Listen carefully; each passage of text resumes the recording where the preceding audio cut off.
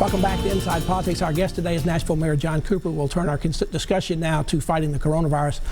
Mayor, you hope to reopen the city now on May 8th. You've moved back your safer at home order until then. You said, or the people said earlier this week, that if we average only about 80 new cases per day, we'd be in an area where May 8th would be at least to start the first phase.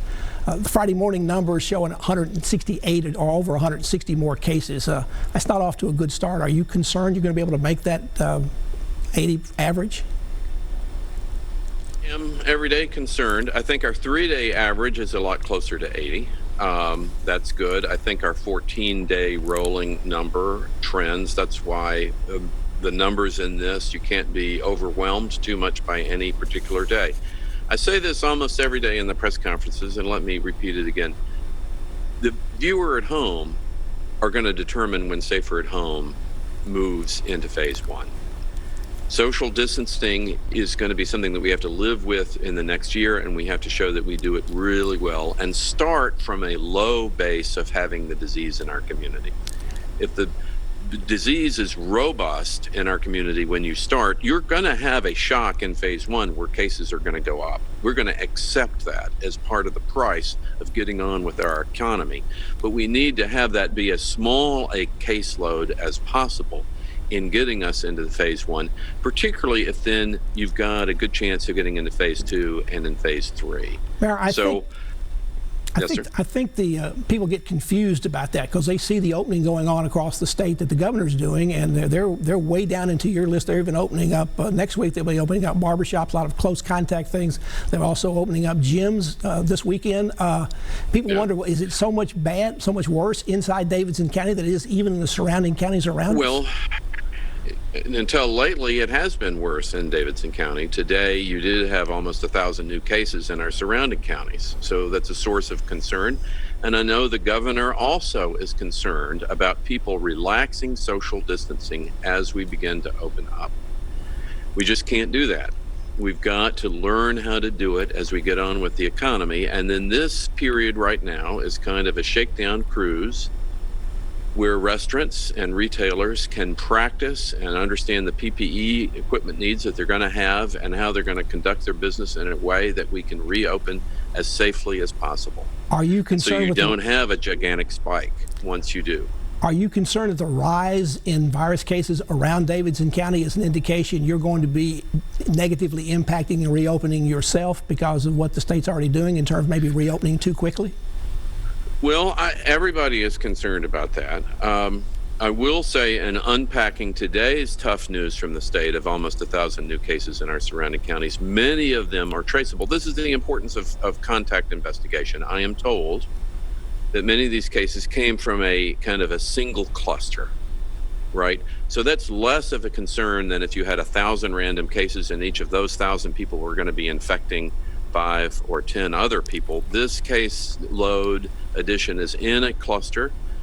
That's why you investigate these things, and that is currently less of a concern than you ordinarily would be in order to be fair. So right now we just don't know what's going on in the adjacent counties, if whether that the disease with the release is adding to it. I think this is a single cluster, a little bit of an anomaly, but you're going to have to watch it like a hawk every day.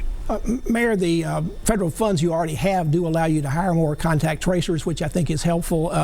There's a talk in Washington about you getting still more money. Speaker Pelosi wants to give state and local governments up to $1 trillion. If you got more money and it didn't have quite the strings on it, would that be one thing that perhaps would let you decrease the size of our property tax increase because you have some federal money with some flexibility for how you could spend it for the city's things you're already funding, but you can't spend because you've lost them all now because of the virus? We'll let you give you the shortest and best answer of the day. Yes. Yes. We would love that. The reason we have to be at $1 is we're not getting any real federal help, and that's by law. No help can close our budget hole from our previously budgeted activities. That is the policy. We're hoping they're going to change the policy. There's talk of a stimulus 4 bill being passed.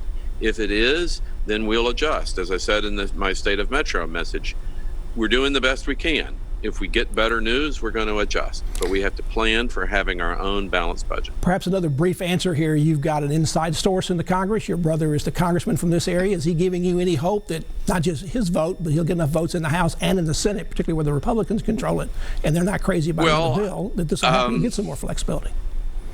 Yeah, well, I don't think the House is the problem.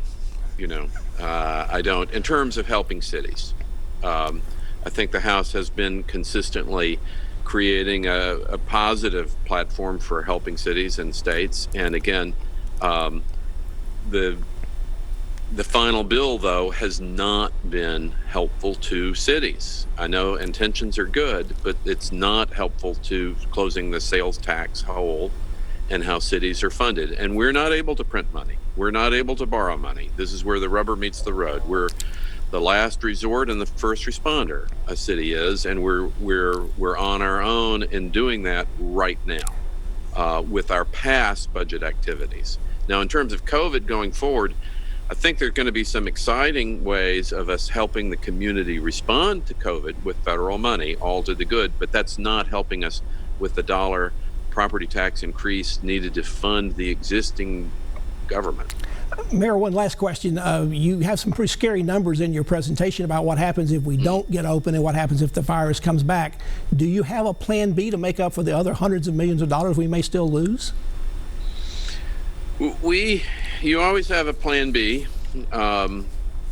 You have to do that, but we're doing everything that we can, everything responsible that we can, not to have that kind of draconian response that would be required if the worst actually ended up happening. It's pretty bad where we are, I mean, that's part of the year 2020 is draconian and difficult and emergency are all words that we're having to use so far, and we're only in May. But we will get through this. We can manage our way through this, but it's going to take tough choices. Mayor John Cooper, and we're not afraid to do them. Mayor John Cooper, thank you so much for joining us. We're out of time. Thank you for joining us on Inside Politics. I'll be back here again for a future show. If you can't get into politics in the meantime, go to News Channel 5 website. You'll find my Capitol View commentary. New commentary posted every Friday afternoon. Enjoy your weekend, and we'll see you back here next time. Goodbye. Thank you.